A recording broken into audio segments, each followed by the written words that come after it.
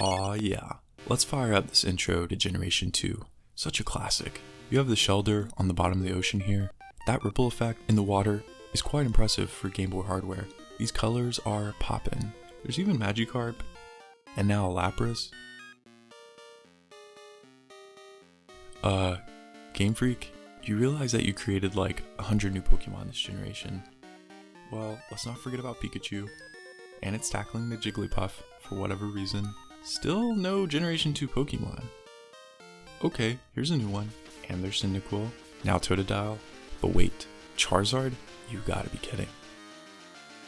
Yes indeed, ladies and gentlemen, we can trace the origins of Charizard casting its shadow on a new Pokemon generation all the way back to 1999. It's been featured as the cover art mascot on 2 different games. It has 2 Mega forms from X and Y, it even has a Gigantamax form. Charizard is hyped up to no end, but this is a versus challenge, and we're pitting Typhlosion, the Pokemon Gold and Silver Firestarter, against one of the most popular Pokemon to see who can win. In case this is your first time watching, or you just want to learn more, I'll give a quick overview of what's going to happen. You've got your standard solo challenge rules of using only the specified Pokemon in battle the entire game. I also can't use an item to heal or to power us up during battle. Held items are okay though. I also don't allow cheese moves like Double Team or Hidden Power unless they are intrinsic to the Pokemon's design. Egg and special event moves are also not allowed since they're usually pretty good. I also play at 4 times speed. I'm sorry, I just don't have enough time. What makes the Versus Challenge different is that I try to identify groups of Pokemon that were designed with one another in mind, or serve a similar purpose, and complete separate runs to see which one has an easier time completing the game. So far we've seen Pokemon like Mantine and Skarmory who have identical base stats but focus on the special and physical stats. A surprising comparison to some. Then, with something like Scyther and Scizor, they have the same base stats while being part of the same evolution line. That being said, just because something on paper is expected to have one result does not mean it will translate over in practice. That's why I do what I do. So what are we measuring here? I could do game time only, which has its pros and cons. It doesn't really factor in the randomness that is Pokemon. Things like critical hits, status conditions, and AI can waste your time, so I prefer using real time, since it answers the question of how long does it take me to beat the game most completely. It can also help you get a real life number to the result if you ever want to try it out for yourself. Resets is another way to gauge just how random or frustrating a particular run is. I'll also point out the level required to beat the game once we're done, since a higher level means higher stats. I could go deeper with even more numbers, but I'm trying to keep this fun for you, me, and everyone. Overall, these factors will weigh in on my not scientific at all grades I hand out at the end of the video. Think of the grade as a game feel score. Generally, less complexity, less luck, and stronger results will yield a higher grade. And okay, maybe you've only watched Generation 1 videos. Let's do a quick comparison of what's different. Pokemon Red, Blue, and Yellow. They scare me. If it seemed like the battle mechanics in Generation 1 were held together by duct tape and lubricated with a rusted can of WD-40, at least I can report to you that the battle system of Generation 2 received a massive upgrade. There are still some antiquities like the lack of a special and physical move split that we see in Generation 4, but overall, it just works. However, while Generation 2 is loved for having 2 regions and non-linear gameplay loops, it doesn't really play out the best. If you look at the first 4 gyms, things are alright, but once you get to Akritique City and defeat Morty, then you have the choice between Chuck, the fighting type gym leader, Jasmine, the steel type gym leader, and Price, the ice type gym leader. Their level differences are not very broad. To make matters worse, there are 2 rocket segments sandwiched in this part of the game that can be demoralizing. Most of the battles are complete cakewalks until you get back on track at the 8th gym. Then the Elite Four is a challenge, but probably not as difficult as Generation 1, given that the highest level Pokemon you face is level 50, and you're most likely going to be level 52 or 53. Of course, that's not the end of the game, you still have to make it all the way to Red. Standing in the way are 8 Kanto gym leaders. The first 4 I'd say are part of the victory lap. We get that Generation 2 signature non-linear gameplay again, and they will be lower level than Champion Battle, which makes sense, they are just gym leaders, not the Elite Four. Then the last 4 Kanto gym leaders, Misty, Brock, Blaine, and Blue, can pose a threat. Yes, they're in a different order than Generation 1, and Giovanni is gone. Everyone should know by now just how much of a challenge Red can be, but just in case you don't know, Red's Pokemon hover around level 75 to 80, which is significantly higher than anything you'll face up to that point in the game. In a solo challenge, you're not going to be much higher than level 70 generally. We'll keep it breezy where we need to. So with all that out of the way, let's look at our combatants. Since this is a starters versus challenge, I'll start with Charmander and Cyndaquil, and evolve them throughout the game. They almost follow the same evolution level curve, except that Charmander evolves later at level 16 and Cyndaquil evolves earlier at level 14. Charmeleon and Quilava evolve at level 36 into Charizard and Typhlosion. The first thing that jumped out to me is that Charizard and Typhlosion have the same base stat total. Not only that, they have the same exact base stat distribution. Like I said, it just works. Surely Game Freak didn't just copy the stats all the way down the evolution line, right? Well, yeah, they did. However, these two Pokemon families are not exactly the same. Typhlosion holds the Mono Fire type all the way through, and Charizard gains the Flying type. Beyond that, these two also learn the same moves at different levels, or just different moves entirely. Don't worry, we'll focus on what moves each Pokemon gains throughout the gameplay. Alright, let's start with Charmander. First things first, I like to set the game time to 1 AM. I play the game at night, and as time passes, I like to see it turn to daytime. Our hero's name is Hidden Gem, and we'll start our Pokemon adventure. I head downstairs, and Mom asks us to set the day. I usually will pick Sunday, since that's the day when you can get the move return. It's one of the best attacks in the game since it's normal type and can max out around 102 base power. It's simple and accurate. I head to Elm's lab to pick up our Charmander. Since we're still fire type, I'll keep the baddie starters Totodile. I'm gonna name our Charmander Flame. Look, he even gets his own overworld sprite. Look at that favoritism. We head out and complete Elm's errand, and now we need to prepare to take on the rival. As we walk back to Cherry Grove, one of my biggest beefs with Gen 3 is the lack of a proper day-night cycle. It made the games feel so bland in an otherwise great generation. Anyways, for the battle with Baddie, we're going in with Scratch and Growl. These moves are fine to start with. Since we're pretty soft at level 5, I'm planning to use Growl and hope for the best. I use Scratch first, and yeah, this is going to be a process. So I switch to Growl. A Scratch from Totodile does 4. Next turn we Growl, and another Scratch still does 4 damage for some reason. Another Growl does start minimizing the damage from Totodile's Scratch. We're at orange health, so the berry brings us back up top. I go for Growl one more time just for good measure. It's about time to scratch our way out of here. After 3 more scratches, we get Totodile to orange, and then 3 more finish it off. Yeesh, not the best start we're used to, but we level up and sneak a dub for Baddie. We'll head back to Elms. Baddie is just the perfect name for the gold and silver rival. He's not really a threat, but he's bad, and the name Baddie just rolls off the tongue. Well, enough of that, let's head to Violet City. On the way, we pick up our HM airplane Hoot Hoot as well as our HM artist Bellsprout. These guys will help us navigate the dangerous terrain in the game, so shout out to these two. We also learn the move Ember at level 6. This is a great move to learn right away. I normally complete Sprout Tower in these runs since I don't like navigating in the dark, and we can get Flash here. So now's a good time to talk about the moves we'll get access to in this run.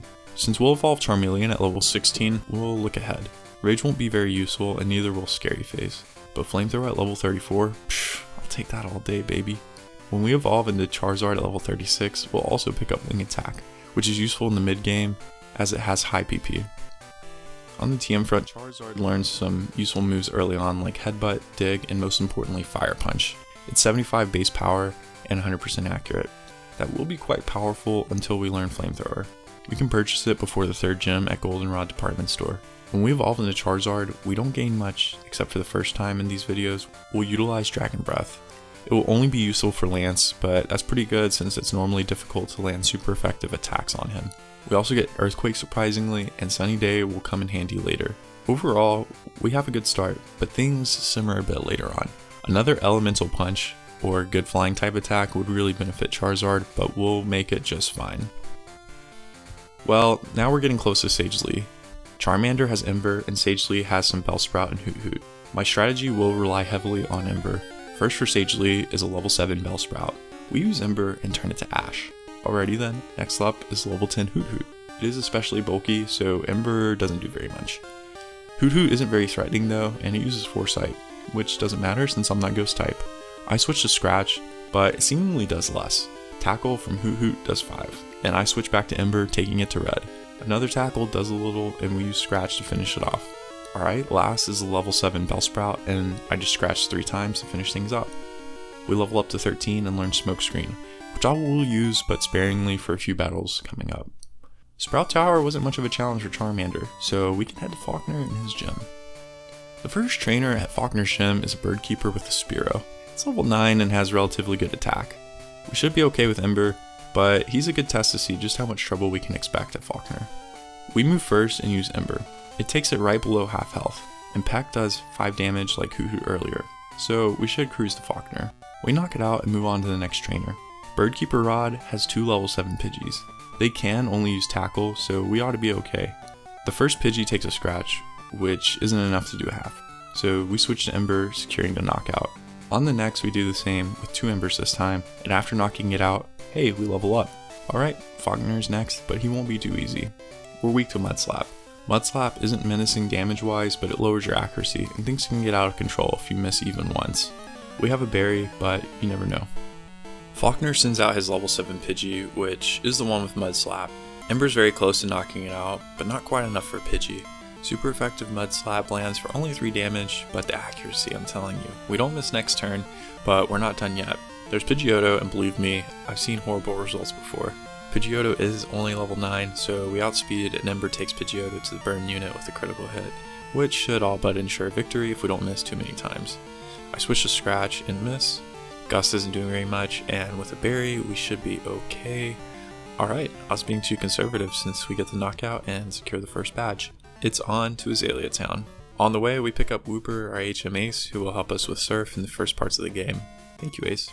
While we're in Union Cave, we also level up to 16, so after defeating the Hiker, we will evolve into Charmeleon. We don't gain any moves yet, but the boost in stats will help us clean out the Slowpoke well full of rockets and most of Bugsy's gem. In fact, everything except this level 14 Coughing is a one-hit knockout until Bugsy, which even Coughing only takes 2 turns to knock out. Now that the battle is over, we'll fast forward to the end of Bugsy's gem, since watching Ladybug and Weedle get cooked with Ember is not as fun as something with higher stakes. The only thing worth mentioning is that Charmeleon learns Rage at level 20, but I opt not to teach it. With Smokescreen, Rage isn't that useful anymore for the rival battle ahead. I'll explain more soon, but first, let's take on Bugsy. He's not going to be very difficult since we have Ember, and Scyther is the only threat. I don't even heal before the battle. Bugsy sends out his first of 3 Pokemon in Metapod. In my haste, I accidentally click Scratch, but Metapod hardens. When I switch back to Ember, it goes down in flames. Kakuna is next, and it doesn't get a chance to do anything with an Ember. Finally, there's Scyther. It has quick attack, but doesn't use it since we move first. And Ember takes it well below half health. Scyther uses Fury Cutter and misses. It does move first next turn, with a quick attack that crits. Decent damage for sure, but it's too late. We knock out Scyther, level up, and Bugsy is toast. The next battle is Batty 2. This will definitely be more challenging than Bugsy. We'll face Ghastly, Croconaw, and Zubat. Croconaw can knock us out in a couple of turns with Water Gun. We'll need to hold a berry to pad our HP, but luckily we have Smokescreen. So I'll use that for a few turns to tilt the odds in our favor. First for Batty is Ghastly. It could paralyze us, but we use Ember and it's a one-hit knockout. Next is Croconaw, and I immediately switch to Smokescreen. It uses Water Gun and misses. Let's go. I use Smokescreen again, and Water Gun hits for 16 damage, so we can't take too many more of those. We will use 2 Smokescreens for good measure, and Water Gun misses, and then misses again. I'll switch to Scratch here, doing about a 6th, I think. Water Gun connects, this time for 15 damage. We luck out, and Scratch hits for a critical, taking Croconaw to half. Water Gun misses this turn. Scratch whittles Croconaw further, and Water Gun can't hit. We use Scratch, but Croconaw hangs on with a sliver. But Water Gun misses, sealing its fate. We knock it out with a Scratch and level up to 22 with 1 foe remaining, Zubat. We switch to Ember, taking Zubat all the way to red, and Supersonic misses us. We finish off Zubat and Batty, heading to Ilex. We finish in about 16 minutes as we head on to the next challenges ahead. Not a bad time for starting with weaker Pokemon. Does Cyndaquil face different challenges compared to Charmander? We head to Elm's lab to pick up our second starter, Cyndaquil. I mean, look, it gets this generic overworld sprite that looks like a fox or something. This doesn't bode well for him, but we'll try our best. I'm gonna name him Tinder, since he'll need a spark to get going. As we head to our first Batty battle, we will have some key differences in moves. Tackle is not as good as Scratch, since it's only 95% accurate, and Leer can't counter as well as Growl can. We'll just have to see how it goes. I go for Leer first, and Totodile does the same. I then try to use Tackle and miss. Scratch does 8 damage. Holy cannoli. We do land a Tackle, but it only does a 4th. Scratch is an accurate move, so it takes us to red. We do have a berry, but this battle is all but over for us. Our tackle doesn't even get Totodile to half. Another scratch lands, and we only have one chance left if we can get the critical. We don't, and we're done for. Luckily, you don't black out if you lose the first baddie battle, and the missing experience is punishment enough. We need to move forward to Violet City. I'm shaken to my core after that battle. To make matters worse, when we do level up to 6, we only get Smokescreen instead of Ember. I'm definitely going to need to train at Sprout Tower before taking on Falconer. So when do we get Ember? Well, let's look at what Cyndaquil, Quilava, and Typhlosion can learn. For Cyndaquil, we will get Ember at level 12, so at least we'll have that when we face off at Falconer. Luckily, we do evolve at 14, so for Quilava, we'll pick up Quick Attack pretty late at level 21. I'd rather have Headbutt. We also pick up Flame Wheel at level 31. It's worth mentioning that Quilava cannot learn Fire Punch, so we'll be stuck with Ember for a while. We can learn Dig, which will be useful for Whitney since we can stop consecutive rollouts from landing, but that's going to slow us down compared to the approach we'll take with Charmeleon in a few minutes. Now let's talk about Typhlosion. This is where things get interesting. We don't learn Flamethrower until level 60. Sheesh. But one caveat is that we can not only learn Fire Punch thankfully, but also Thunder Punch. That is very interesting. Typhlosion gets other standard moves like Earthquake surprisingly, Return, Sunny Day, while leaving behind other useful moves that Charizard gets like Wing Attack and Dragon Breath. But not bad. We'll probably fall behind for a while, but I'm interested to see what happens when we get Typhlosion later on around the 5th gem. By now, we've arrived at Sagely. We're still not level 12 yet, so we don't have Ember. We're sorely missing that experience we didn't get at the first baddie battle. Surely things will go well though. Since I'm trying to save time, I don't want to go all the way back down Sprout Tower and restore my PP. So for the first Bellsprout, I'm going to Leer a bunch of times. We have to be careful because it does have growth, but as you can see when we set it up, it only used growth once. Using Leer 4 times to be exact, we knock out the Bellsprout with 1 tackle. For Hoot Hoot, we will Smokescreen now. It uses Foresight, which is fine. I then switch to Leer, but Tackle does 5. Yikes. We do have a berry to help pad out our HP, but we may not have enough here guys. Another Leer from us and a Tackle from Hoot Hoot brings us back down to 21. We still need more and we get tackled again. I decide enough is enough and switch to Tackle, but we miss. Another Tackle brings us to Orange. Then we miss again. What are the odds? We get hit with Tackle and now we're in the red, but thankfully it wasn't a crit. We switch to Tackle and I hope it's enough, but it isn't even close. We get hit and hang on. Holy smokes. 1 tackle takes out the Hoot Hoot and guess what? We level up and learn Ember, which is more than enough to finish Sagely's last Pokemon. I didn't plan that, so let's get out of here and take on Falconer. Since we now have Ember and Cyndaquil's stats are identical to Charmander's, we should be good. I'm going to use Ember and hope for as little Mud Slaps as possible. First up for Falconer is Pidgey, and an Ember from Cyndaquil looks pretty similar to Charmander's result as we don't have quite enough, and Mud Slap slaps 3 HP off Cyndaquil. We don't miss next turn, and now we're moving on to Pidgeotto. We move with Ember, and first for that matter, taking Pidgeotto down a third. Gust does decent damage. Another Ember takes Pidgeotto down to a sliver now, so it's good we're not missing. We continue our streak of good luck and finish off the last Pokemon without any misses. Level up to 14, and we defeat Falconer. Since we did level up, we're now evolving our Cyndaquil into Quilava. Not much will change now, so let's head to Azalea and face off against Bugsy. It's going to be a fire fest with him as well. First is Metapod, and I don't make the same mistake as last time, and Ember takes care of it. Kakuna is next, and we burn it to the ground. Interestingly, we had 2 crits in a row there, but that would be more helpful at Scyther. Ember does take it below half, and its Fury Cutter does a decent 3 damage for it not being very effective. But alas, we finish off Bugsy and level up to 20 in the process. We have one more battle before heading into Ilex. It should be easier for Quilava, even though we're 1 level lower than Charmeleon, because of Leer.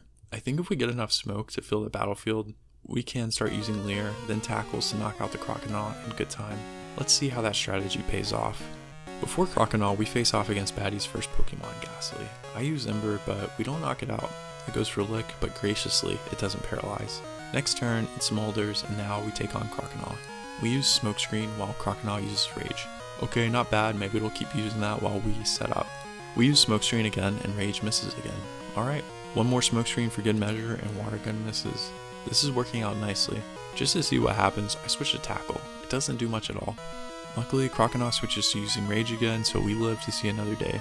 We switch to Leer ourselves, and Croconaw zeroes in on Rage. We get hit with one Rage, and then finally a Water Gun, but it's too late. We switch to Tackle, take Croconaw to half, and Water Gun misses wide left. One more Tackle sends Croconaw packing. We level up to 21 and learn Quick Attack, which will temporarily replace Tackle since it is more accurate. Zubat is next, and Ember does good damage. It bites for a few hit points, and we finish it off with one more Ember. We're moving on to Ilex Forest. It took Quilava about 18 minutes, which is 2 minutes slower than Charmeleon. Game Freak's preferential treatment of Generation 1 is rearing its ugly head at the moment, and I don't think it's going to get much better through Whitney and Morty. Let's see how quickly Charmeleon collects the 3rd and 4th badge. As we enter Ilex Forest, it's worth noting that we're not yet finished with Azalea Town. When you return the Farfetch to the Charcoal Maker, you can return to Azalea Town to the Charcoal Kiln House. There the sun will give you, well, charcoal. This is a fire-type move boosting held item, an excellent acquisition at this point in the game. We can also get the move Headbutt in Ilex Forest, which greatly outclasses Scratch with 70 base power and a 30% chance to flinch. Even better is the move Fire Punch, which we can pick up at the Goldenrod City department store. This 70 base power fire attack, combined with the same type attack bonus of 50% and 10% with the charcoal, is going to be enough to go ahead and take on Whitney's gym with confidence. Before we do that, we can't forget the radio card and radio tower and the bike from the bike shop. We've done all we can here, so let's head to Whitney's gym. We can head north upon entering and snake our way around here to avoid this trainer. It requires very precise presses at 4 times speed. Now that's out of the way, there's only one mandatory battle before Whitney and her gym. It's this trainer in the inner sanctum of Whitney's maze. This trainer has a Snubbull. We have nothing to fear with Fire Punch. We move first and... Kaboom! Back to the pound for Snubbull. I mean, what else is there to say? We're gonna use Fire Punch and hope for the best. Let's take on Whitney. First for Whitney is Clefairy. Metronome could be dangerous. We use Fire Punch and it doesn't knock it out. Metronome Flail does good damage since her HP is low. We hang on and finish off the first Pokemon. Now we take on Whitney's Beast. Miltank is quite bulky as we've seen before. We outspeed with Fire Punch and do over half. Then we cause a burn to Miltank. Alright, Stomp does a little bit less damage than expected and Miltank simmers a little bit from the burn. We finish it off with one more turn. We level up and that's it. That's Whitney. There's really not much to report on the way to Ekritique. I can show you a Pseudo-Rudo battle since it does have Rock Throw. When we wake it up with the Squirt Bottle, we use a Fire Punch, which isn't very effective, yet does the 3rd. It uses Low Kick. Another Fire Punch gets us closer to moving on, and it doesn't branch out, sticking with Low Kick. We knock it out next turn. We arrive at Ekritique and finish off the Kimono Ladies quickly, picking up Surf from the old guy. Now we can take on the Batty and Burn Tower. Batty 2 was a little challenging, but with Fire Punch and Headbutt, we will make it through alright. First is Haunter, and a single Fire Punch takes it out. Then there's Croconaw. We use Fire Punch for pretty good damage. It uses Water Gun, which does less than what we did with Fire Punch. I switch to Headbutt for similar damage, and then we get a flinch. So we knock out the Croconaw next turn. Next up is Zubat, and we switch back to Fire Punch, which is enough to take it out. Finally there's Magnemite, and one blow from Fire Punch ends this battle with Batty. There's really not much left in Ekritique either. Before we take on Morty, we did pick up a Mint Berry. If you're put to sleep, this item will wake you up. Morty's Pokemon like to put you to sleep, but this item will all but guarantee our victory, hopefully. We literally have no choice except Fire Punch since Ghost is immune to normal type. Let's see just how easy it is. We take on Ghastly first, and Fire Punch takes care of it. Next is one of Morty's 2 Haunter, and Fire Punch also takes care of it in one hit. We level up, and now there's Gengar, which Fire Punch won't knock out, but with Mint Berry we should be okay. Hypnosis does land, and hold on. Oh man, I totally forgot to equip the berry. All we can hope for is that we wake up before it's too late. Dream Eater does less than a 3rd, so we have a few chances. After 2 land, we do wake up thankfully and knock Gengar out. Alright, but there's still a Haunter left. We hit it with Fire Punch and it's all taken care of. We've defeated Morty in good time. It took right under 30 minutes to finish the 4th badge with Charmeleon. That time is exceptional. I'm worried to see just how much time we'll lose with Quilava now. The good news is that we can also utilize the Charcoal and pick up Headbutt. The bad news is that we need Dig. We can pick up the TMs for Fire Punch and Thunder Punch, but they aren't useful until we get Typhlosion at level 36. Alright then, so we'll head to National Park to pick up Dig. Dig is a multi-turn attack that gives you a turn of invulnerability more or less. This is good for Miltank since rollout is super effective and doubles in power each time it lands in a row. Well, Dig will prevent that from happening. With this in our arsenal, we do lose a few minutes, but maybe we'll have an opportunity to get it back later. Let's see how this battle with Whitney goes. We'll have to use Smokescreen and Dig, and pray for the best. Her Clefairy won't be much of a threat. I use Headbutt first, since I think that will do more than half. It does, but then Clefairy uses Crab Hammer. It's super effective. It's Kingler's signature water move, so we're down 20 hit points. At least we can move on to see how the matchup with the Miltank goes. I switched to Smokescreen, but Rollout does land and hits hard thanks to a crit. Our Berry gives us a little breathing room, but we can't let Rollout build up, so we switch to Dig. Rollout misses, and we come back to the surface. Dig does about a quarter maybe. Stomp lands and stings us quite a bit. We need some luck. I decide to use Headbutt now since we don't have to worry about Rollout at the moment, and we get a flinch. Another Headbutt lands, and it looks like we're in range to get a knockout. Miltank goes for Stomp, and it misses. We then use Headbutt, securing the knockout, and acquire the Plain Badge. Excellent stuff. On the road to Ekritique, we finish off Sudowoodo with a Dig. There's not much to worry about with that battle. Now, here's a little deviation in our path. On Sundays, there's a kid on the right side before getting to Ekritique City. His name is Sunny, and he'll give us the Magnet, another type boosting item, this time boosting electric moves by 10%. This will give us a little oomph factor when using Thunder Punch, but we can't use it just yet. We can face the Baddie and Burn Tower now. Like with Whitney and Sudowoodo, Dig is a useful move if you have to make time for it. We can use it to our advantage against Haunter. We set up a Dig, and when we return to the surface, it goes down. For Croconaw, I used Dig once, but I realize it's just delaying things, so I switched to Headbutt. It doesn't help us too much since we don't get a flinch, but we're taking these water guns just fine. One more Headbutt knocks it out. We level up to 29 and face off against Zubat. A Headbutt does finish it in one hit, but it's hard to say it wouldn't have mattered. It could have. With Magnemite next, we definitely don't want to use Headbutt, so I switch to Ember, and Baddie bites the dust. We can head to Morty's now. As we're destroying his trainers, we hit level 31 and learn Flame Wheel. It's a decent move that is outclassed by Fire Punch, but we're not quite yet ready to learn that move. I did accidentally get to sleep earlier in the gym, so our Mint Berry is spent, but seeing as Charmeleon didn't get a chance to use it either, I'd call it fair enough. I think the Charcoal and Flame Wheel will get us pretty far. I could use Dig, but it'll be a 2-hit on Gengar anyway. First for Morty is Ghastly, and we use Flame Wheel knocking it out. Haunter is next, and it can't withstand a single hit from Flame Wheel either. Now there's Gengar. We use Flame Wheel, which takes it below half, and we get hit with Mean Look, which I'm fine with. We finish it off next turn. This battle is all but over now, and we use Flame Wheel securing a... oh, we did knock it out. But it decides we didn't get a mean enough look from Gengar, giving us one more chance to finish Morty off. We knock it out and level up, and Tinder ghosts Morty. Okay, seriously, it took about 33 minutes to defeat Mortimer. We're still behind a few minutes.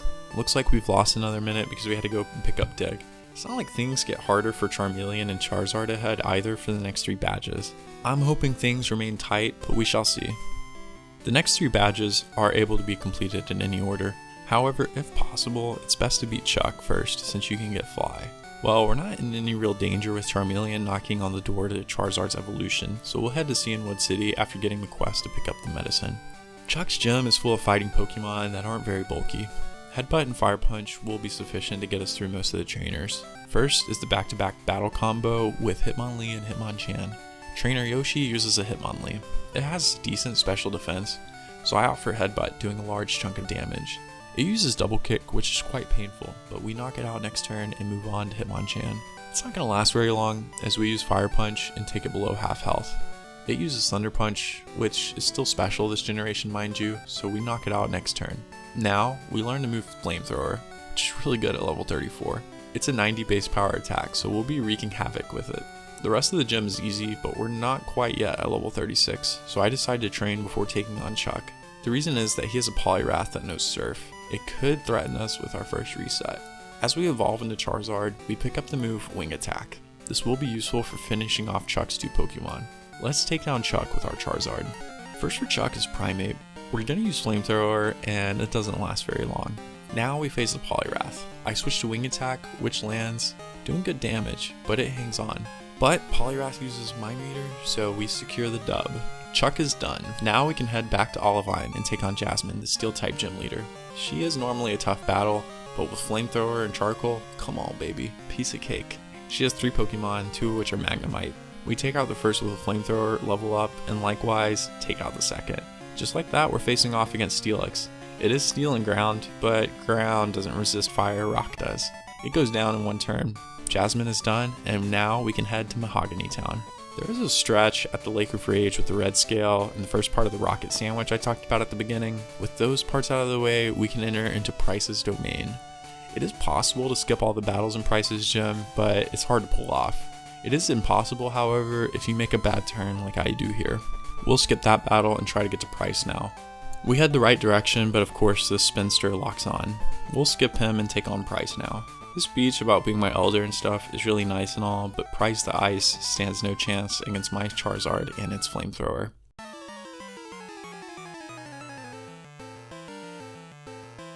First is Seal, and it is water type, so unfortunately it does hang on.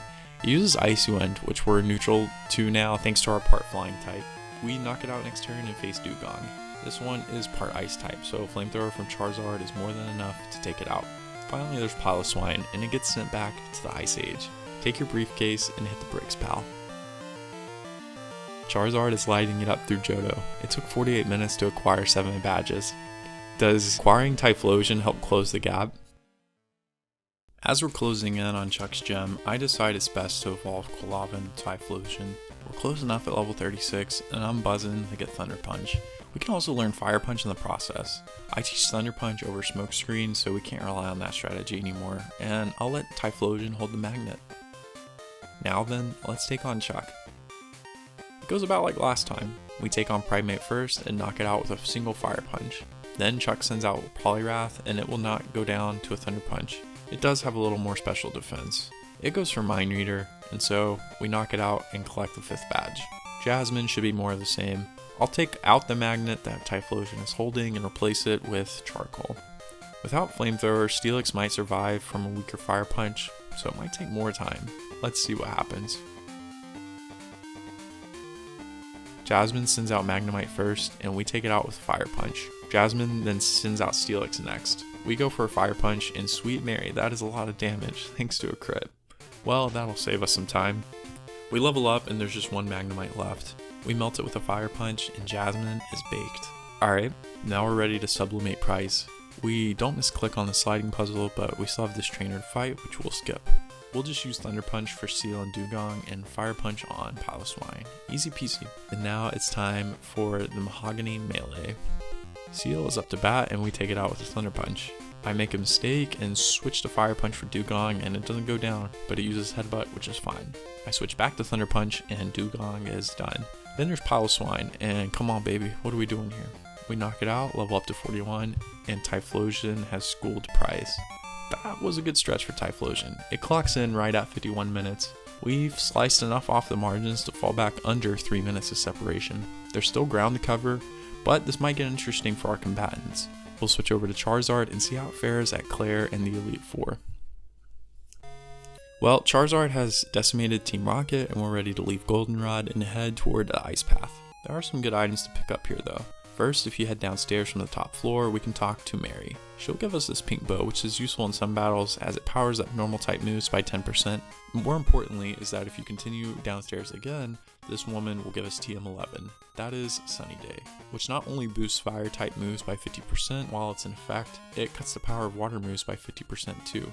That'll come in handy later. With that, we can fly back to Mahogany Town and head toward the Ice Path. On the way, I like to pick up a Poliwag or Poliwhirl, since they are excellent HM anchors. Poliwag can learn Surf, Whirlpool, and Waterfall. Wooper cannot learn Waterfall. It frees up an extra slot for us when we catch Snorlax. Poliwhirl is even better since it learns Strength too, making the Shuckle obsolete, but it's not absolutely necessary to catch a Poliwhirl. Coincidentally, we stumble upon a shiny Poliwag. It's not the most distinct shiny I've seen, but hey, that's pretty cool. We'll catch it and name it Anchor. Now for Ice Path. Here you can pick up TM44, which has a move Rest. We'll definitely need that later, and we'll need to solve the puzzle too. We'll move Boulder 1, Boulder 2, Boulder 3, and Boulder 4 into position and head on our way. I like how low-key everything looks in Gold and Silver. Crystal made some changes I'm not really a fan of, including the Ice Path. But, you know, fun fact I guess. Skipping ahead to Claire's gym, we've defeated the last trainer here, so we are making some final preparations. This battle is not going to be easy since we can't rely on Flamethrower.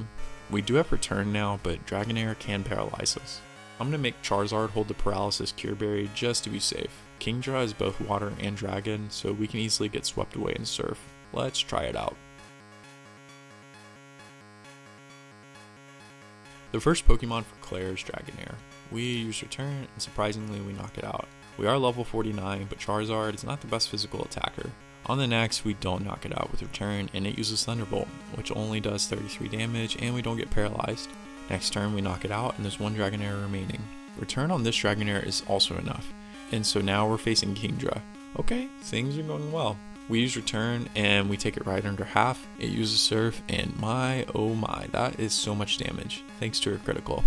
That was unlucky. Surely we'll succeed on the next try. On the second attempt, there's not much change in strategy. Unfortunately, I do mistakenly choose Wing Attack and Dragonair responds with Surf, but it does less damage than the Thunderbolt. Let's knock it out with Return and stick with Return, shall we? So that's what I do, and on the second Dragonair, we stick with Return. We still can't get the range we need, and it paralyzes us with a Thunder Wave. The berry heals us, and we knock it out, moving on to the final Dragonair. Hoping for a knockout, but we don't get one, and we're hit with another Thunder Wave. It uses Dragon Breath, which is fine, and we do move so we can secure the knockout, but being paralyzed at Kingdra is no good. It uses Surf, and that's just too much damage for us to last. Return hits and doesn't crit. We go down for reset number 2 after another Surf. I think we're getting a little unlucky with Thunder Wave on that last attempt. I am a bit perturbed at how badly we're handling Claire. To make matters worse, on the first Dragonair, we don't even knock it out again, and it uses Thunder Wave. So even though we'll knock it out next turn, we have 2 Dragonair and a Kingdra with no item. Uh-oh. Well, we've seen this story before. We use Return. Now I think the knockouts earlier were flukes. We're paralyzed and stay paralyzed. Thunderbolt hits twice as we're paralyzed once, but finally get the knockout after that sequence. Before we land a Return, the third Dragonair hits us with Dragon Breath, which takes us below half health. We also don't knock it out. We are lucky, I guess, since after another Dragon Breath, we do get a knockout moving on to the final Pokemon, but at this HP, it's all but over. Kingdra comes and drowns us with a Surf. That's reset number 3. Instead of going out and grinding, I figure we're right on the cusp. I'll use a rare candy so that we're level 50 now. I'll also let Charizard hold the pink bow, and let's hope for the best. On Dragonair number 1, we use Return and knock it out. We must have gotten lucky. On Dragonair number 2, we use Return and knock it out. Okay, so far so good. On Dragonair number 3, we use Return and also knock it out. Was one level really all it took? We arrive at Kingdra at full health, and Return knocks it out with a critical hit. I'm happy we defeated Claire, but that was pretty lucky, not gonna lie. We'll head out to retrieve the Dragon Fang and get the last Johto badge. We gain the TM for Dragon Breath, which is useful for the champion lands. Speaking of which, what challenges lie ahead for Charizard?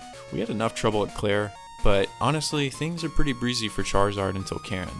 We don't have to worry about Will or Koga, but Karen, good old Karen. Really, Umbreon and a combination of Gengar or Houndoom are our only threats. Umbreon is so defensive, and a Sand attack can be painful to work through. Gengar can put us to sleep and become our worst nightmare, or Houndoom can get a critical with Crunch and bring Charizard down. If we manage to work through Umbreon, we'll need to use Earthquake for these last 2 Pokemon, since we don't want to roll the dice with our lowered accuracy. If you're only going to hit once, make sure you hit hard. After that, there's Lance. With Flamethrower and Earthquake all but nullified, Charizard is going to be stuck with Dragon Breath. It's a 60 base power move, but super effective on Dragon types, which Lance has 3 Dragonite. Gyarados and Charizard can be handled with a Return, and there's Aerodactyl, scary one for Charizard today. It has Rock Slide. Yup, a 4 times weakness this late in the game, with no good way of responding, is not ideal. I think Flamethrower is our best bet with Aerodactyl, but it's going to take 2 turns to get through it. Charizard can make it through the league if we can make it through Aerodactyl. And one more thing to mention, Batty. We need to show him who's boss. He is so bad. We'll mostly Flamethrower through everything in this battle. First up is Sneasel, which is part ice. So Flamethrower wipes it up. We level up to 53 and face the Feraligatr. I stick with Flamethrower since we have nothing to worry about. It does half, and Feraligatr uses Water Gun. Bro, come on. We finish it off next turn. Golbat is next, and Flamethrower one-shots it. Magneton is after, and it's not going to survive either. Batty sends out Hunter next, which I guess Wing Attack is better, so I switch to that, taking it out. Finally there's Kadabra, and it goes down in flames. Baddie is beaten. All that's left is to grind up to level 54 and head on in to the Indigo Plateau. First up is Will, and if there's a will, there's a way. We'll stick with Flamethrower the entire way through. Out first for Will is Xatu. I think Flamethrower will be enough, and it is. Will sends Slowbro out next, but Flamethrower is still our best shot here. We do way more damage than I thought though because of a crit. So out next is Xatu. It's level 42, so let's see if it hangs on. It does not. Jinx is next, but it's pretty weak and part ice, so it goes down. Finally we have Executor, which is part grass. So Flamethrower will finish it off, and Will is defeated. Since we didn't take any damage, we'll head straight to Koga. Most of his Pokemon are also weak to fire except Golbat and Muck, but they shouldn't be too threatening. Koga sends out Ariados first. It's bug and poison, so we knock it out quickly with Flamethrower. Muck's next, and I'm not sure if this will be a one-hit knockout. However, it is, thanks to a well-timed critical. We're up to level 55, and Koga goes to Crobat next. I'm also not betting that we can knock it out in one turn. However, apparently we can, and there's no critical. Well, that leaves 2 Pokemon left, and Fortress is what faces off against Charizard. Bug and Steel are no match for a powerful Flamethrower, which leaves Koga with one last Pokemon, Venomoth. It doesn't outspeed, it's Bug type. Flamethrower is enough. We're on to Bruno. That's another battle with no damage. Job well done for Charizard so far. Bruno also isn't going to be much of a challenge for Charizard. We have Wing Attack at our disposal. First for Bruno is Hitmontop. It does move first with Quick Attack, but Wing Attack is just too much for it. Onix is part Rock, but we can still knock it out with Flamethrower I think, and we can. Hitmonchan is next, and it can't withstand even a single turn of Wing Attack. Machamp could actually be scary since it has Rock Slide, but Wing Attack is too hot to handle and Bruno's ace gets trumped. We level up to 56 and 1 Pokemon remaining in Hitmonlee. It's quite weak defensively and we take it down, so Bruno is finished and now the real challenge begins. So I go and teach Earthquake. We'll need to knock out Gengar and Houndoom as quickly as possible. Earthquake is super effective to both of them, and we can forget Wing Attack. It's not needed for the rest of the game. I don't even heal before Karen since we'll live or die by the Sand Attack. Nothing else really matters. Fingers crossed, Karen time. With the Charcoal equipped, I hope Flamethrower is enough, but it isn't. Sand Attack lands, blinding Charizard. I hate sand. We'll switch to Earthquake and luckily don't miss. 2 Sand Attacks would be devastating. Karen sends Gengar out next. This is one of our major hurdles. We use Earthquake and it lands. Gengar goes down hard and fast. Some weight is lifted off our shoulders, but we're not done yet. Murkrow's next, which we do have room for error here. Sorry, buddy. However, switching to Return doesn't yield a miss, and Murkrow is downed. Alright, Karen sends out the big one, Houndoom. We really need Earthquake to land, but it misses. Crunch lands for really good damage from a critical. Then Earthquake misses again. Crunch takes us to Orange. We can't miss here. Earthquake lands and takes out the Houndoom. Finally, there's Vileplume. We switch to Flamethrower and it lands too. We take out Karen's last Pokemon and we can head to Lance. I told you guys, just a single Sand Attack nearly altered the course of that battle, and I'd say that was lucky overall. Always a gamble if you're hit with one. Well, now that's over, and we have some final preparations to make. I'll teach Dragon Breath and replace Earthquake. Yeah, big surprise to some of you, but we also don't need Earthquake the rest of the game. I also teach Rest, which we got at the Ice Path, in place of Growl. Rest can help us heal at the right time, but we will be vulnerable for 2 turns. It's better than taking out the Charcoal, which we'll need for Aerodactyl, meaning if we get paralyzed, we'll have to rely on Rest. Okay, well, let's see what happens. First is Gyarados. I ultimately go for Dragon Breath. I forget its special defense is high and that Dragon Breath is a special move in Generation 2, so it does less than half. It goes for Rain Dance though, which is okay. We weren't going to knock it out in one turn anyways, so we knock it out. Rain Dance does increase Thunder's accuracy to 100%, so things might get interesting here. Lance sends out a Dragonite, and Dragon Breath does take Dragonite down to orange health. It uses Thunder Wave instead of Thunder. I decide to use Rest. It uses Thunder, and that's a lot of damage. I'm hoping that Rain Dance will run out in the process, but things look grim. After one turn of Thunder landing, the rain does stop, so I'm hoping resting will pay off. Instead, we get hit, but we get a chance to sleep again. I don't think it can hit this many times in a row, but it's definitely a mistake. I should just knock it out here, but I don't, instead going for Rest, banking on that low accuracy. It hits, and hits, and hits again. We reset. Well, that makes me feel awful. A silver lining there is we still don't really know how Aerodactyl will go with Rock Slide, so I level up one more time just to be safe. We did make it all the way through Karen without an issue, so I think a rematch with Lance, with my lessons learned, will go better. We face off against Gyarados first. I use Return, which does more than half, and it uses Rain Dance, setting us up for another showdown with the Dragonite. This time, we'll be ready. We knock out Gyarados and try to right our wrongs from the last battle. We use Dragon Breath and take it to orange health. It uses Thunder Wave. It lands, paralyzing us in the process. We stick with Dragon Breath though. Thunder connects, only doing a third. We aren't paralyzed and we knock it out, moving on to Dragonite number 2. It's worth noting that if Lance sends out Aerodactyl here, things would be much worse and more difficult. On this Dragonite, I can use Rest. It uses Twister, which is a very weak Dragon type move. We're not paralyzed and get off the rest. Dragonite uses a Hyper Beam while we rest. Adds a bit of damage, but it will need to recharge next turn. We wake up after it recharges and do good damage with Dragon Breath.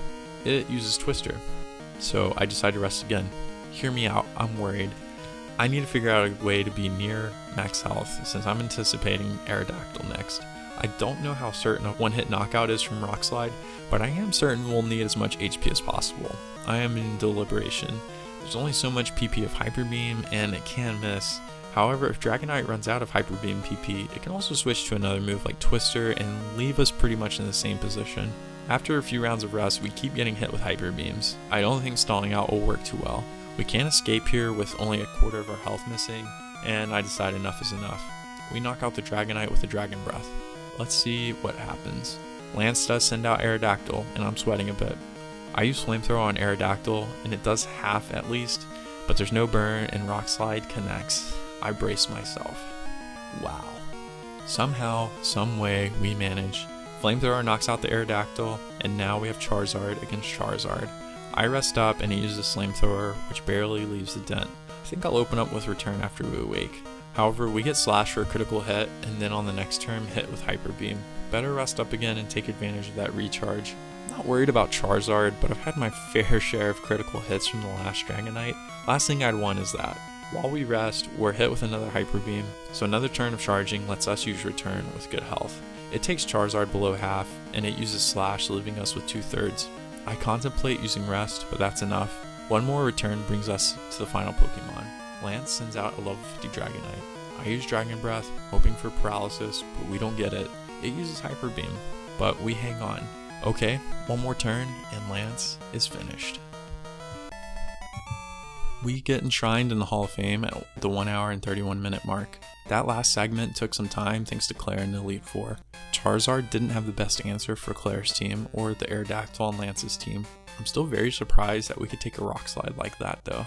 The game isn't even close to being over yet, as Charizard still has all of Kanto and Red to face at the end. In the meantime, let's see if Typhlosion is able to close the gap a little bit here in this same stretch that gave Charizard a heap of trouble. We're arriving at Claire around 1 hour and 10 minutes, so we're still tracking 3 minutes behind the Charizard at the same point. We got some resets here with Charizard, and I'm expecting trouble here too for Typhlosion. Thunder Punch won't help since Dragon type resists it. Let's see how the first battle goes with Claire. First for Claire is Dragonair, and I'm going to use Return. We do knock it out with a critical hit. We're at the same level as Charizard, so I doubt Return will consistently knock the Dragonair out. Next, Claire sends out Kingdra. I thought Thunder Punch would do half, but it doesn't. She uses Surf, and it does a little less than half. Maybe it was a bad range, so I try Thunder Punch again with no luck. Then Claire uses a Hyper Potion. We do get to try Thunder Punch twice in a row, but we don't get the knockout. Kingdra wipes us out with Surf, and Typhlosion gets its first reset. See what I did wrong there? Kingdra is balanced. Even though Typhlosion is a better special attacker, Return will be more powerful here. With that in mind, let's try that again. Claire sends out her first Dragonair. We use Return, and it turns out it was a range. Luckily, we are holding the Paralysis Cure Berry. It's interesting that Claire sends out the Kingdra first. I think Charizard's flying type makes the AI want to use electric moves. One of her Dragonair have Thunderbolt. Unfortunately for Claire and Charizard, this benefits our Typhlosion. Now that we've learned our lesson, we use Return, which does right over half on Kingdra. It uses Smokescreen, which is annoying, but we knock out Kingdra next turn. With Smokescreen and no berry, we're not in the clear just yet. Dragonair is next, and Return can't knock it out. It uses Thunder Wave, then uses Dragon Breath, which doesn't do very much, but we're unable to move. So we get hit with Dragon Breath again, but this time we are able to hit and move on to the last Pokemon. We get hit with Dragon Breath, yet our return lands through Paralysis and Smokescreen, and we get the range we need. We were very lucky we got out of there with only one reset. We can focus now on the challenges ahead for Typhlosion. We'll face many of the same challenges for Typhlosion that we had for Charizard. Karen and Lance will be tough, although I think we can worry less with Lance. Aerodactyl's Rock Slide is not nearly as threatening this time with our Fire type. Plus, with Thunder Punch, we'll be neutral to Lance's 3 Dragonite, and Gyarados, Charizard, and Aerodactyl should go down hard and fast. So what do we need to worry about? Well, Bruno, actually. We don't have a flying type move, so all of our attacks are neutral to his Pokemon except Onix. Onix will probably come early since it is Rock and Ground type. It's probably going to try to use Sandstorm, which can whittle us down, setting up Machamp for a knockout opportunity with Cross Chop. Overall, missing Flamethrower can be supplemented by our Thunder Punch, so I think we should make it through unscathed. In fact, we're just going to skip the Baddie battle and head to Will. Baddie's no match for Typhlosion today. We should be able to will our way to victory with Fire Punch, Thunder Punch, and holding the Magnet. Every time we hit in this battle, it'll be super effective. Xatu is who we'll start with. We use Thunder Punch and we knock out the Psychic Flying type bird. Next is Slowbro. It has good defenses, but Thunder Punch takes it all the way down to 0. Perhaps that critical mattered, but I'm not complaining. Will sends out his stronger Xatu, but Thunder Punch is too much. Xatu is down. Jinx is next, so we switch to Fire Punch, liquefying its hit points. Finally there's Exeggutor, and like Jinx, Fire Punch melts it down. Will is smoked. We didn't take any damage that round, so we'll prepare quickly by switching to Magnet out for Charcoal. We'll Fire Punch pretty much everything except for Crobat. I don't expect much of a contest. Time to cook Koga. Koga tries sending out Ariados, but a single Fire Punch cremates its HP. Next is Fortress, but after a Fire Punch, it looks more like a Forest Fire. Muck could withstand a big hit, so I think about Dig, but let's stick with Fire Punch. It works out well thanks to a crit. Koga sends out Crobat next. I will have to use Thunder Punch, and it hangs on by a thread. It uses Double Team, which is annoying. Koga will use Full Restore here, so I switch to Return. After Crobat heals, we do manage to get a hit. It does a little more than half, but next turn we miss with Return, so we get hit with a Wing Attack, ending our full HP streak. We do hit next turn, finishing Crobat off. That leaves one Pokemon left in Venomoth. I try to switch to Fire Punch, but mistakenly choose Thunder Punch. It doesn't knock it out, but it does paralyze, adding insult to injury. We take a minor Psychic, and I switch to Fire Punch, finishing off Venomoth and Koga. That battle wasn't too difficult, but now we do have that tough matchup with Bruno coming up. I think we can make it through where we're at right now, but it's not guaranteed. We've healed up, so let's try to take care of Bruno.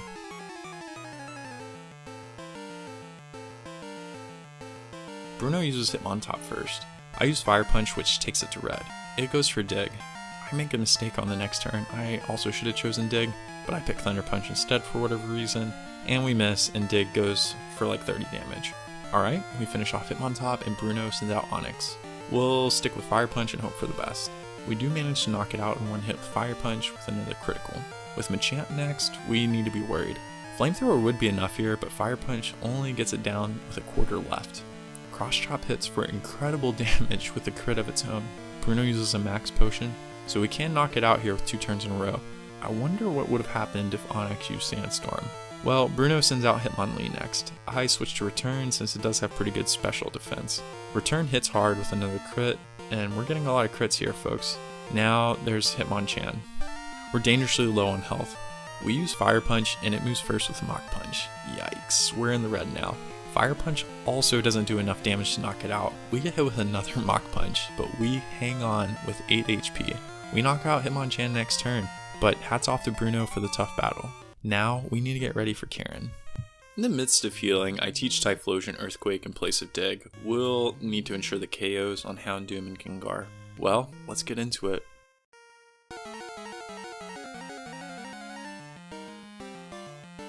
First for Karen is Umbreon. I use Fire Punch, which does about half. We get hit with Sand Attack, but wait, we don't, because it failed. We knock out the Umbreon with a Fire Punch. Well, this threat just got extinguished. Gengar is next, and we decimate it with an Earthquake. Murkrow's next, and Thunder Punch will take care of it. We level up, and out next is Houndoom.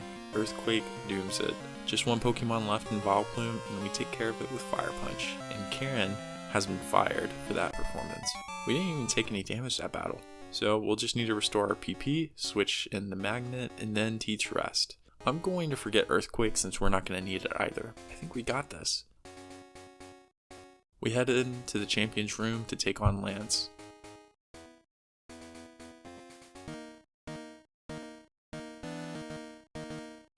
First out for the champ is Gyarados. This one is easy. I'll choose Thunder Punch and it goes down nice and quick. Lance sends out Aerodactyl next. Interestingly enough, I guess since Lance didn't get to use Rain Dance, well, we'll stick with Thunder Punch, and it is enough with no crit. Excellent. Dragonite could be challenging. Lance sends out his first Dragonite and I use Thunder Punch. The damage is lacking, but we get a paralysis. It can't move. We hit with Thunder Punch and take it to red, and it's paralyzed again. Wow, that was lucky right there. We knock it out and level up. The next Dragonite comes out, and as we stick with Thunder Punch, it tries Thunder Wave. Unfortunately for it, it fails. Our second Thunder Punch takes it to red, but this time Thunder Wave works. I switch to Return, since I can heal up on Charizard. Hyper Beam hits for about 53 HP, not too bad. We are able to get off our Return, and Dragonite goes down. Charizard is out next, so now's a good time to rest. We get hit with Flamethrower in the process, but it's better than what we could take from Dragonite. On our first turn of rest, we get hit with Hyper Beam, meaning the next turn of rest will take no damage since it has to recharge. Upon awakening, we zap Charizard with Thunder Punch, apparently enough to take it out in one turn. Last but not least is Lance's level 50 Dragonite. We stick with Thunder Punch, which takes it down a third. It uses Hyper Beam and misses, and to make matters worse, we get a Thunder Punch that leaves Dragonite with a sliver because of a critical. Wow. It uses Outrage, but we're still green, baby. One more turn finishes the Elite Four. Typhlosion is a champion. That took about an hour and 26 minutes for Typhlosion to get enshrined in the Hall of Fame. Typhlosion did get pretty lucky, but overall, Fire Punch and Thunder Punch brings more balance to these battles than what Charizard can bring to the table. As a result, we're now 5 minutes ahead with Typhlosion. There's still the entire Kanto region red to take on, so let's see how that goes. I'll stick with Typhlosion. And it's worth noting I normally skip recording most of Kanto. We collect the first 4 badges no problem. Even the next 3 badges are no issue. We defeat Misty with no damage, we defeat Brock with no damage, and we defeat Blaine with no damage. Now we're rolling up to Viridian City to fight Blue. His team is a bit beefier than the other trainers. We have gained Flamethrower though since we finally hit level 60 during our run through Kanto. Time to take on Blue. Pidgeot is up first, and we still have Thunder Punch, so we take it out in one hit. Rhydon is next. Even with Flamethrower, we can't knock it out. It uses Sandstorm though, so we won't take too much damage overall. Well, before we can do that, Blue switches Pokemon for some reason. Okay, so our next Flamethrower doesn't do much damage. Since Gyarados came in, he'll only get hit with Sandstorm damage. I wonder if he'll switch again with Thunder Punch. But he loses Gyarados in, and Thunder Punch finishes it off. Now Blue sends Rhydon out again. We take a little bit of damage from Sandstorm, but Flamethrower lands and takes out the Rhydon. Next is Alakazam, so we can use Return, and it's not defensive enough to handle more than one. Alakazam is down. We level up to 66, and Blue has Arcanine. I figure it'll use Extreme Speed, and Return is our best option here. Extreme Speed does decent damage, but Return is enough to do half. Another round of Extreme Speed takes us right above half, but we finish Arcanine with one more Return. Last for Blue is Executor. We'll switch to Flamethrower as its health slowly dwindles to 0. Alrighty, Blue is done, and we're pretty much ready for Red.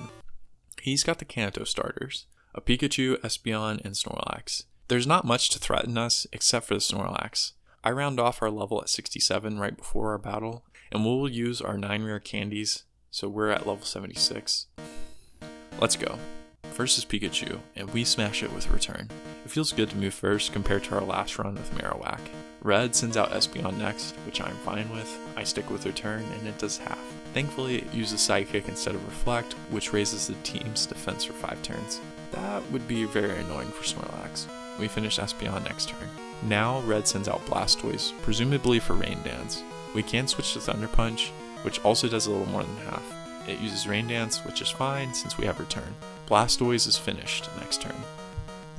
Now Red uses Snorlax. Since we have no Reflect to worry about, we can use Return with confidence. It does about a quarter. Snorlax uses Amnesia. Excellent. We do another round of damage with Return, and Snorlax uses Body Slam. It does incredible damage thanks to a crit, and we also get paralyzed. Fantastic. I don't want to lose, so I go ahead and rest here. Body Slam hits again and takes us to red, but we're lucky to get it off our rest. It follows with a rest of its own. That'll be good. Snorlax can use Snore, as you can probably see in the footage I'm speaking over, but with leftovers we can manage. We do eventually wake up a full turn before Snorlax, so this might be our chance. Return does about a quarter as it remains asleep. Snore does decent damage, but next our return takes Snorlax to a little under half. Snorlax wakes up and uses Amnesia. Amazing. We use return and get enough range to knock it out. Well, that might be it. Red sends out Charizard next. Thunder Punch won't knock it out, but it does pretty good damage, and it uses Wing Attack. So whatever. Next turn we finish the Charizard, leaving red with one Pokemon left, Venusaur. We'll use a Flamethrower, and it dwindles slowly down to empty. Typhlosion has defeated red. We're at level 76 with one reset and a real time of 1 hour and 53 minutes, and a game time of 7 hours and 2 minutes. That's quick. What a turnaround for Typhlosion to beat the game. However, we still need to see if Charizard can retake its throne. Well, Charizard doesn't face much of a challenge until red. There's Misty, who we beat at full health. There's Brock, who we lose about 10 HP to. You might be surprised about that since he's rock, but his water fossils, Kabutops, and Omastar are more threatening. Then there's Blaine, which we lose a blip to Macargo's very weak Rock Slide. And even Blue is fine. We're about ready to face red. We will have one different move that I mentioned way earlier in the run, and that's Sunny Day. We picked up that move all the way back in Goldenrod, but I taught it to Charizard before Blue's battle. We won't have Thunder Punch, but we will have Sunny Day on our side. I still think Snorlax will be tough, but we should be okay. We're at level 75, and we're ready. We've got a date with Destiny. Pikachu is first, and it goes down with return. Red sends out Blastoise next. I think it will go for Rain Dance, so I use return first. Like I predicted, it uses Rain Dance, so we'll use Sunny Day now to help set up and cut any momentum it can have with Surf. We take a fair amount of damage from Surf, but it's much better than the alternative. We finish it off with Flamethrower. Espeon is out next. It's got some special defense bulk, folks, but a single Flamethrower is enough to take it down. Things are looking pretty good. We still have Sunny Day up when red sends out Snorlax, so naturally we will use Flamethrower, and that does half. Wow. It uses Amnesia in response. With Amnesia and Sunny Day fading, I switch to return, which takes Snorlax to red, but then it hits with Body Slam, paralyzing us. I try to go for the knockout with return. It will outspeed and use rest. Return does hit and it gets us a crit. We're still in this. I like the damage we did, so I'll switch to rest. It uses Snore while it sleeps, but then we're paralyzed. Uh-oh. Next turn we get hit with Snore again, and that causes a flinch. Wow. That is just horrible luck. Snorlax wakes up and hits us with Body Slam, taking us to red. Luckily, we can use rest and restore our hit points. Snorlax follows suit with the rest of its own next turn. While we both rest, Charizard gets hit with Snore on one turn. When we wake up, I decide to set up Sunny Day. We get hit with one more Snore. Flamethrower hits next turn and we get slammed and paralyzed. Oh, come on. While we go for rest, Snorlax uses Amnesia, forcing us to rely on return the rest of the way. We do manage to get a rest off, regaining our HP. I wonder what will happen here. Can we make our way past Snorlax? While we're asleep, we get hit with a Body Slam that crits. Why is Charizard getting all the bad luck? We can at least hang on long enough to use rest again when we wake up. While we wait, we keep getting hit with Body Slam over and over. We do take Snorlax to orange health, but we have to rest again soon enough. Then we get hit with another critical. Well, this might be it. Body Slam 1 takes us to 52. Body Slam 2 takes us to 0. We have to reset. The combination of crits, paralysis, and flinch we had in that battle seems highly unlikely. Some of our hits were close to taking out Snorlax, so one more level can't hurt. We're not going to beat Typhlosion anymore anyway. As a result, I grind up one more level. I think this will secure us a cheeky dub. When we face off against Pikachu for round 2, we're at level 76. We use a single return and knock it out like last time. The first few turns will actually play out like before. Red sends out his Blastoise, and I remember we need to attack first, so we use Flamethrower, which still does about a quarter. Blastoise then uses Rain Dance, giving us an opportunity to set up Sunny Day next turn, and wiping out any power Blastoise would have behind its Surf. It takes us down 60 HP, but we recover some health with leftovers. We use another Flamethrower, taking it to about a third. Interestingly, it goes for Rain Dance again. I decide to knock it out with a return, which leads us to Espeon next. I'm thinking we'll get a Reflect here, so I opt for Sunny Day. Espeon uses Reflect as I predicted. that's a neutral outcome. We can knock it out here now with Flamethrower giving us an extra turn of Sunny Day for Snorlax, but Snorlax has Amnesia, so we'll be ineffective soon enough with Flamethrower and Return thanks to that Reflect. No matter, we'll use Flamethrower first. It does more damage than last time, that's for sure. Snorlax predictably uses Amnesia, but we have no choice but to continue using Flamethrower.